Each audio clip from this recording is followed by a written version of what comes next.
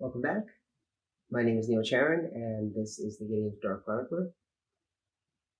Wanted to talk to you a little bit today about inspiration, and given the fact that Star Wars: The Rise of Skywalker is in theaters, I'm in a Star Wars mood and wanted to talk about a little bit about Star Wars, if that's okay with you guys. When Star Wars came out in 1977, I was 3 years old. It was the first movie I saw in theaters. I remember being excited and I didn't know what to anticipate. It was my first movie going experience.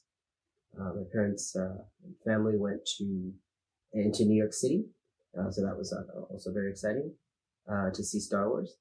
And I remember just going, "Oh, it's like a big TV," and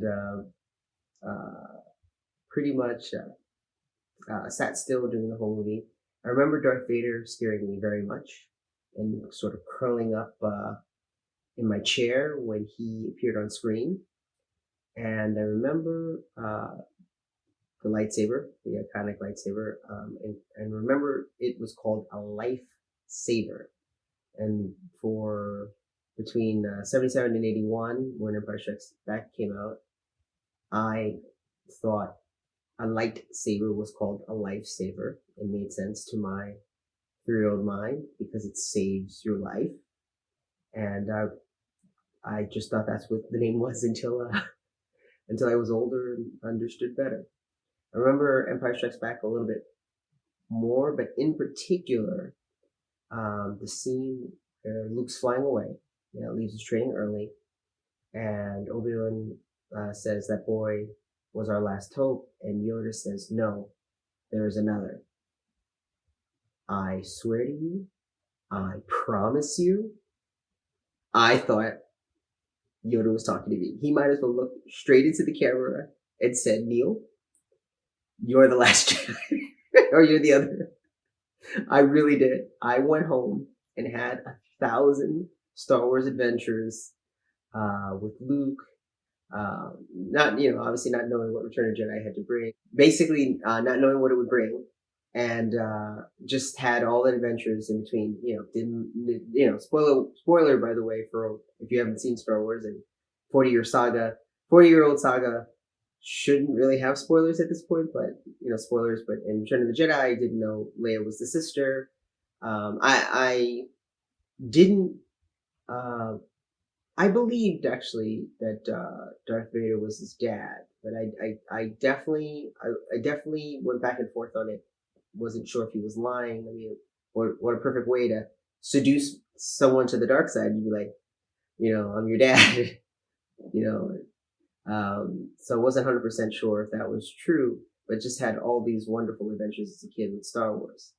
I very much loved Force Awakens. I did not like, and I will actually use the word hate. It's a little bit strong, but I hated The Last Jedi.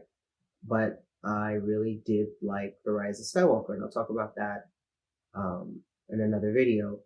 But basically, so there are elements of Star Wars in my writing, outside of the hero's journey itself, which, by the way, was one of the ways I was introduced to writing. It's like, George Lucas. I listened to the Bill Moyers on PBS and things like that. So you get sort of an inkling. It's a structure, it's a template, but we kind of know what storytelling is. We know what a story is, or what story is when we hear it. Beginning, middle, and end. All these sort of things that we have known since we were little. We've listened to stories. Stories is a way that we convey things as kids. We play pretend. We play, tea, or we play, cops and robbers. We play all these different things. We play superheroes, Transformers. We play just all of these things that come in our imagination. And as we go through our formative years, storytelling takes more and more prominence. And then at some point, it's innate to us, which is why we feel when something's good or bad. feel it. We really genuinely feel it. There's an emotion that's attached to storytelling, and that's appropriate. There's emotion attached to language. And that's actually very appropriate. I can make you emotional with my words. I can make you feel fear or anger or hate or love with my words. And that's important to know. And that's important, as a component of storytelling, to understand that.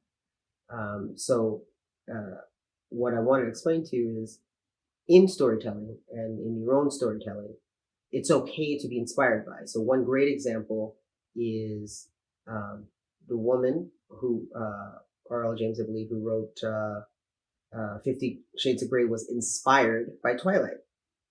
50 Shades of Grey is not Twilight, but she was inspired by it and ended up writing her own bestseller. There's, Star Wars technically was inspired by The Hidden Fortress, which is a Japanese movie. It was inspired by different things, westerns and so forth, but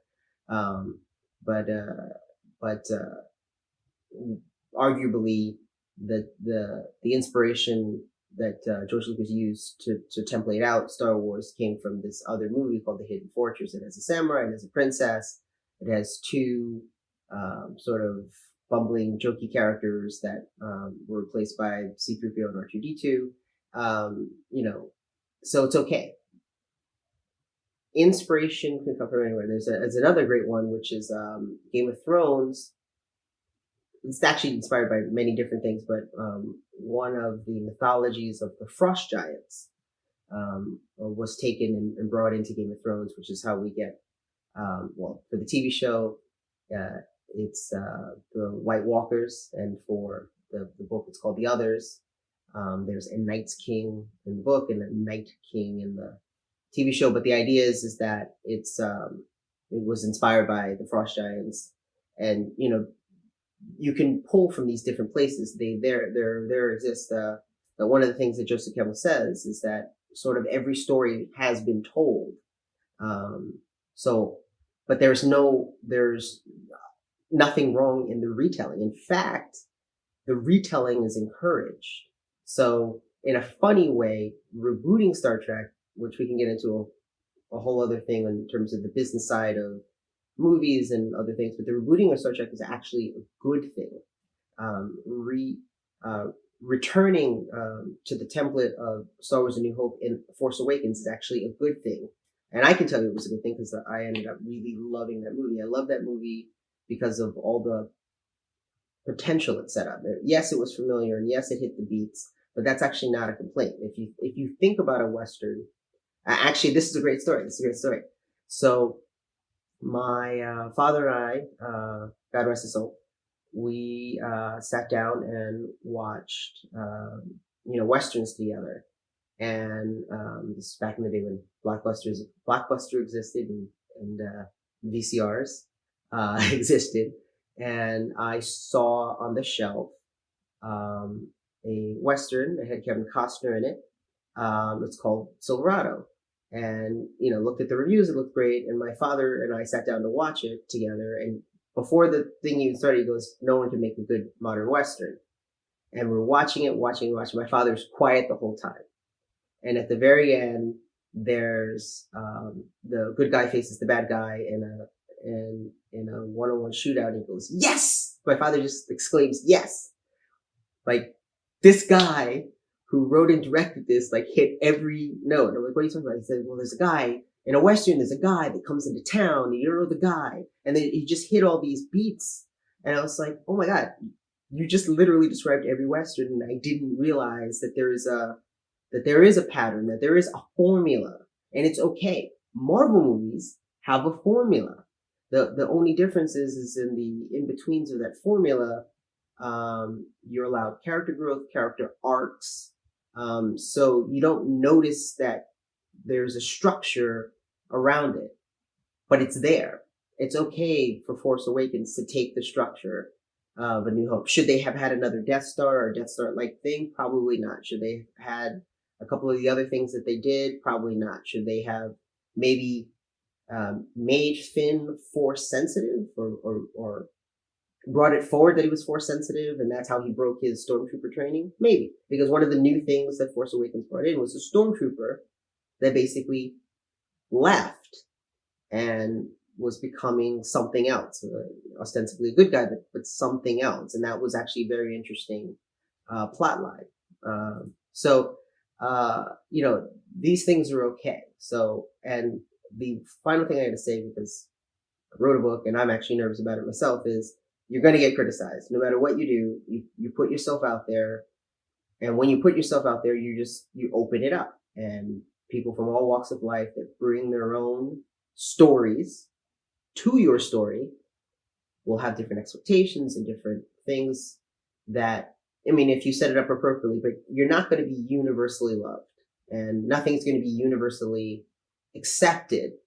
Majority, you hope. Majority is what you can ask for, but you're not going to get everybody. And that's okay. And that's the way, it should be. Stories are a very intimate, personal thing. And hopefully they move and inspire us, but it's okay as we learn together that it may not move and inspire everybody. So that's all I have for now. Hope you guys have a great day, and I will see you in the next one.